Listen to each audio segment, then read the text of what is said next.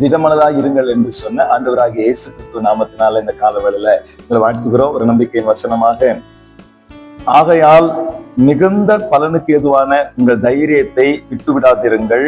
எபிரேயர் 10:35 மிகுந்த பலன் தருகிற உங்க தைரியத்தை விட்டு விடாதிருங்கள் என்று சொல்லி இந்த காலவேளையில ஆண்டவர் உங்களை அறிவுறுத்துகிறார்.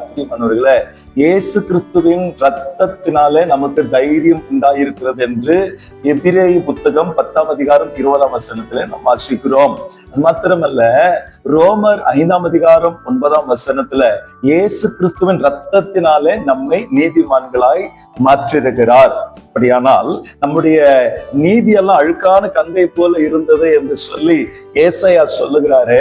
நீதிமானாய் இருக்கிற இயேசு கிறிஸ்துவின் ரத்தத்தினால நாம் நீதிமான்களாய் மாற்றப்பட்டிருக்கிறோம். அதனால தான் நீதிமொழிகள் புத்தகம் 28:1 ஒருவனும் தொடராதிருந்தும் துன்மார்க்கன் ஓடி போகிறான், நீதிமான்களோ சிங்கத்தை போல தைரியமா இருப்பார்கள். பிரியமானவர்களே, இயேசுவின் ரத்தத்தினால நாம் தைரியம் பெற்றிருக்கிறோம். இயேசுவின் ரத்தத்தினால நீதிமான்களால் மாற்றப்பட்டிருக்கிறோம். அதனால தான் நீதிமான்கள் சிங்கத்தை போல தைரியமா இருப்பார்கள். எந்த சூழ்நிலையிலும் பயந்து போயிடாதீங்க. இயேசு கிறிஸ்துவை மத்தேயு யூத ராஜசிங்கமாய் சித்தரிக்கிறதை நாம் பார்க்க முடிகிறது. ஆக இயேசு கிறிஸ்துவின் பிள்ளைகளாய் இருக்கிற நீங்கள் நீதிமான்கள், தைரியம் உள்ளவர்கள். எந்த சூழ்நிலையிலும் காட்டுக்கு ராஜாவா இருக்கிற சிங்கத்தை போல தைரியமா இருங்க.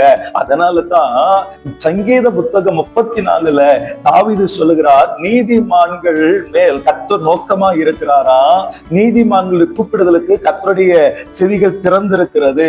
அது மாத்திரமல்ல, அதே 34 புத்தகத்துல நீதிமான்களுக்கு வரும் துன்பங்கள் அநேகமா இருக்கும், அவைகள் எல்லாவற்றிலும் நின்று கர்த்தர் அவர்களை விடுவிப்பாரா.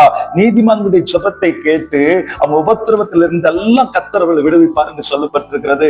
வேற என்னங்க வேணும்? உங்க ஜெபத்துக்கு பதில் தருகிறார் கர்த்தர். நீதிமானா இருக்கிற உங்கள் மேல் நோக்கமா இருக்கிறார் கர்த்தர். உங்களுக்கு வருகிற எல்லா உபத்திரவத்திலிருந்தும் உங்களை விடுதலை பண்ணுவது மாத்திரமல்ல, அவர் உங்களுக்கு ஜெயத்தை தர வல்லவராய் இருக்கிறார். அப்படிப்பட்ட விசுவாசத்தோட இந்த நாளை நாம் துவங்கலாம். நாம் ஜெபம் பண்ணுவோம். எங்கள் அன்பின் பரலோக தகப்பனே, இந்த நாளிலும் கூட ஆண்டவரே, மிகுந்த பலன் தருகிற அந்த தைரியத்தை, கான்பிடென்ட்டை நாங்கள் விட்டு விடாதபடிக்கு இயேசுவை சார்ந்து கொண்டு ஜெயத்தை பெற்றுக்கொள்ள, நன்மைகளை பெற்றுக்கொள்ள, தொடர்ந்து செயல்பட ஒவ்வொருத்தருக்கும் இந்த காலவேளையில பேசின வார்த்தைகளுக்காக நன்றி செலுத்துகிறோம். ஆண்டவரே, காண்கிற கேட்கிற யாவரையும் இயேசுவின் நாமத்தில் ஆசீர்வதித்து இயேசு கிறிஸ்துவின் நாமத்தில் ஜெபிக்கிறோம் நல்ல பிதாவே, ஆமென். தைரியத்தை விட்டுறாதீங்க. May God bless you.